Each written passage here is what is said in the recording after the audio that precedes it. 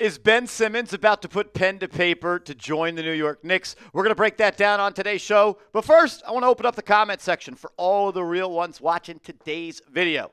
Do you want Ben Simmons on the Knicks? Type Y for yes and for no.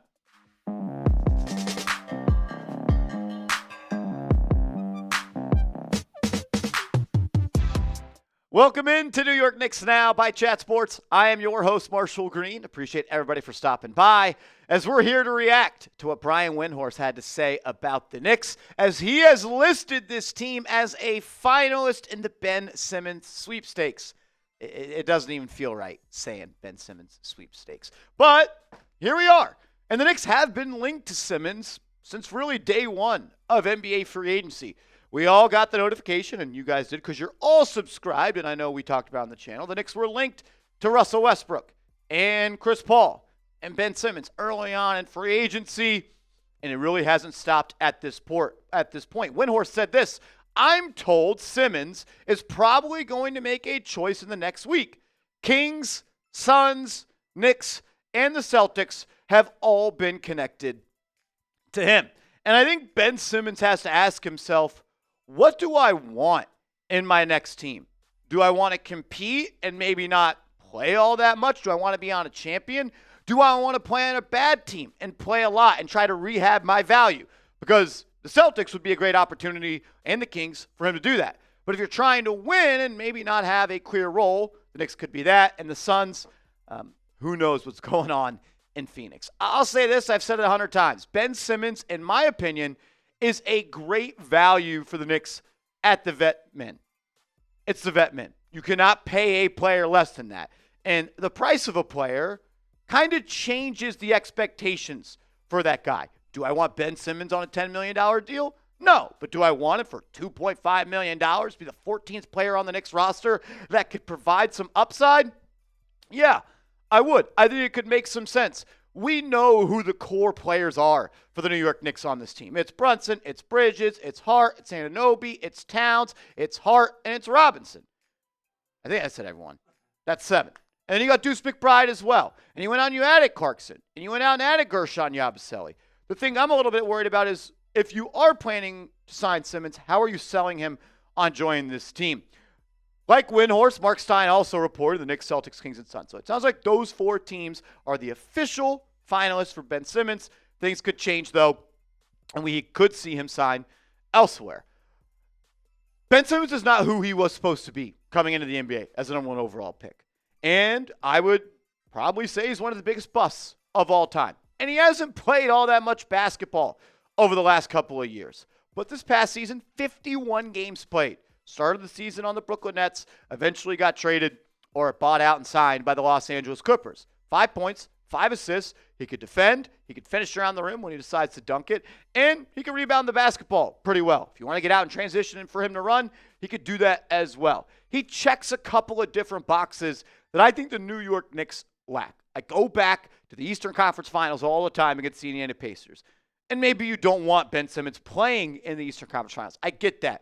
But the need for a secondary ball handler that can beat a press and deliver on-time, on-target passes to other players on this team could make a lot of sense. He would give you another playmaker on this roster. I think he could play alongside Jalen Brunson. And I want to see Brunson play off the ball a little bit more. Since Brunson has joined the Knicks, he has been one of the best catch-and-shoot players in the NBA. He plays off the catch so well. He's also a versatile defender. He can legitimately guard all 5 positions on the court. There's clips of him guarding Jokic last year. He can guard some centers. He's 6'10". He's got good size. Lineup versatility as well. He could play next to Karl-Anthony Towns. You could play a little small ball 5 with him. And if you want to go that double big lineup, but instead of having Mitchell Robinson, who can't really do anything on the offensive end except offensive rebounds and finishing putbacks, you could add a guy like Ben Simmons. Gives you lineup versatility, versatile defender,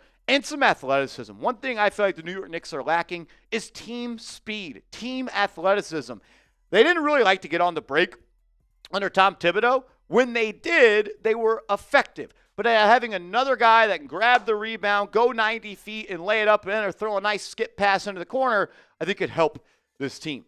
I just don't really know what the role would be. Like, I guess the question is, why do you want to be a New York Knick? We saw Marcus Smart be someone the Knicks were really interested in. Only able to offer the vet mint, but he passed up on signing with this team because there was no clear role for him. Like, Marcus Smart wasn't going to be a starter here. He might be one for the Los Angeles Lakers. And when you take a look at the Knicks roster, the starters with Brunson, Bridges, OG, and Towns are set in stone. And you got Robinson and McBride and Hart. Those guys are all going to play a lot of minutes. We're already up to 8 people. Gershon Yabusele was given $5 million. They're going to play him a lot. Hopefully, Pacome Dadier can get 5 to 8 minutes per game. You have a third-string center in Ariel Hukporti if you need him. So you have a backup power forward in Yabusele. You have Hukporti as that third big. You could play Robinson as a starter or have him come off the bench. Josh Hart plays the 3 and the 4. Clarkson's going to play the 2. McBride plays the 1 and the 2. I just don't necessarily know where he would get minutes at. Would he be the backup point guard? Are we going to fully dive into Deuce McBride being an undersized wing? We've only said that on this channel for 3 years now. He's not a point guard. He's built like one, but he doesn't have the skill set of that. If you can convince him to come play here, sure, because I do think he could help this team a little bit. And there's some lineups that would intrigue me. I would love to see a Karl-Anthony Towns, Ben Simmons, OG Anunoby, Mikal Bridges, and Brunson lineup. You got your 2 scorers in Brunson and Towns, and you got 3 extremely versatile defenders around him. You got a 7-footer, a 6'10 guy, and OG can go back to playing the wing. You could score it, multiple ball handlers, multiple players on defense that can guard multiple positions. Not a lineup I would play 25 minutes per game, but shoot, I don't mind Ben Simmons playing 6, 7, 8 minutes per game with this lineup. The fact is he can get more playing time elsewhere. And if the Boston Celtics, a team that's tanking because the New York Knicks beat them in the playoffs, he wants to go play there, up his value, I totally understand that as well.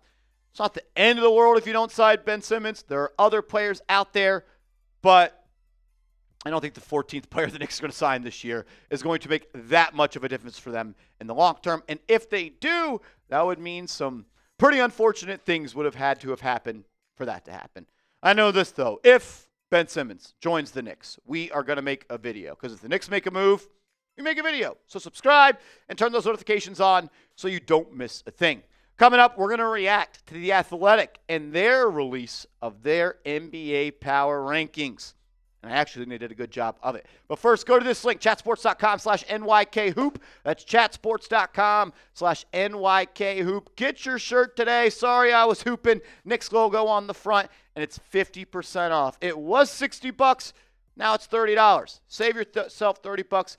Get a sweet shirt and be ready for tip-off when the Knicks season gets here. Are the Knicks the second best team in the NBA? That's what The Athletic thinks. They recently released, and by recently I mean today, released their power rankings for the upcoming season, and they had the Knicks at number 2. They previously had them at number 3, and they are in the tier of legit NBA contenders. They wrote this about the Knicks.